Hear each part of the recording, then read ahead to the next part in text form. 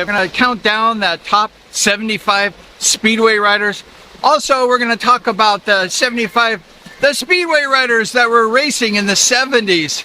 Now, some of these riders were really good in the 80s, even into the 90s. But today, we're going to talk about the countdown of the riders of the 1970s. Coming in at number 49, we have a rider from Trabuco Canyon, California.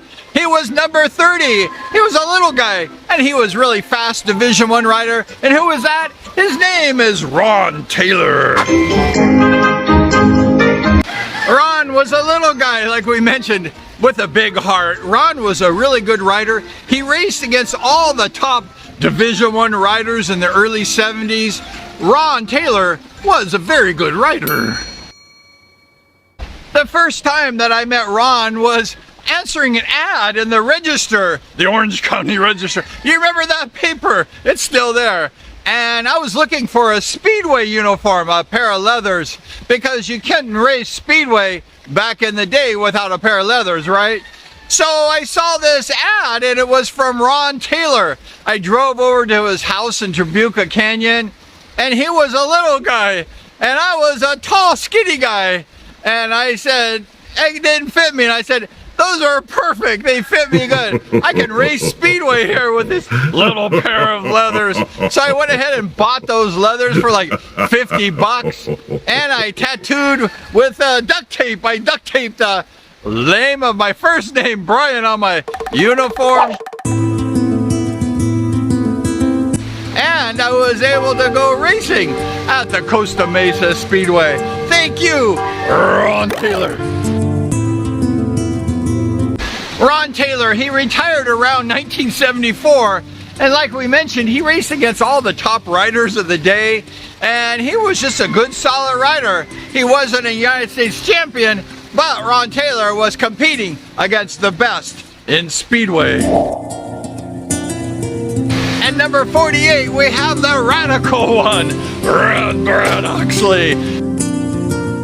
Rad Brad was just a young kid in the 70s. That's why he's at number 48. However, in the 80s, he won a couple national championships in the 80s and 90s. Rad Brad was a sensational rider, the promoter of Costa Mesa Speedway.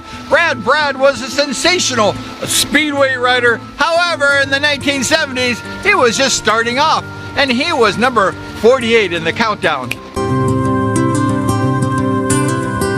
Brad and I are about the same age exactly, and we're just young riders, and he was a really good rider. He was riding in Division I, and he was competing really strong as a young, small rider, as he would say. Brad and I, we raced at the Chula Vista, Otay Mesa. Otay Mesa! We raced for the King of the Hill Match Race Championship. Brad and I were in the final, and Brad did really well in that final at the Otay Mesa, and we're competing for our first championship. Even though the 70s wasn't Brad's highlight, he won 2 United States Speedway Championships. Brad Oxley was a sensational rider, like we mentioned. He was good. He was a national champion. There's very few United States Speedway National Championships, and Rad Brad Oxley was a 2-time United States Speedway champion.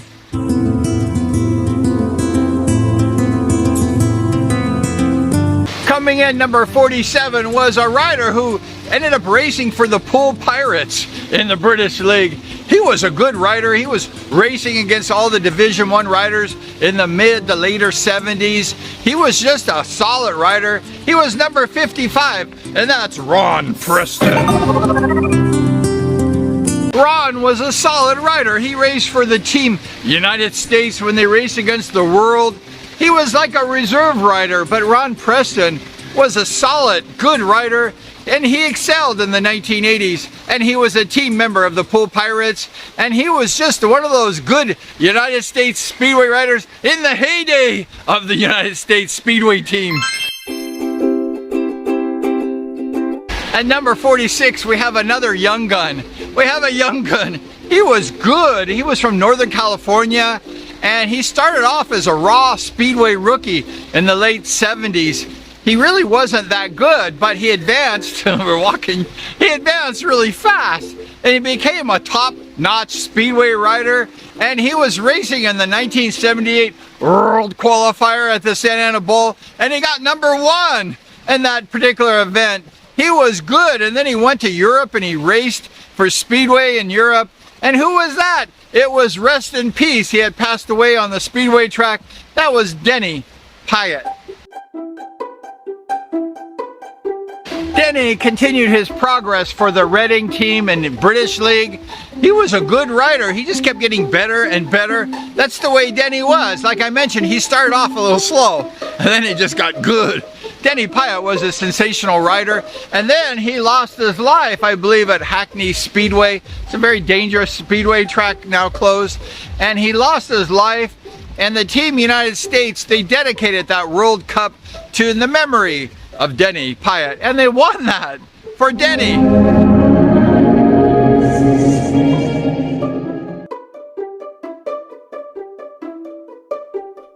To this day, the Speedway world, we mourn the loss of Denny Pyatt. It was some like 40 years ago, and we all remember the tragic loss of Denny Pyatt. Rest in peace, and we'll always remember him, and we'll always love the memory of Denny Pyatt.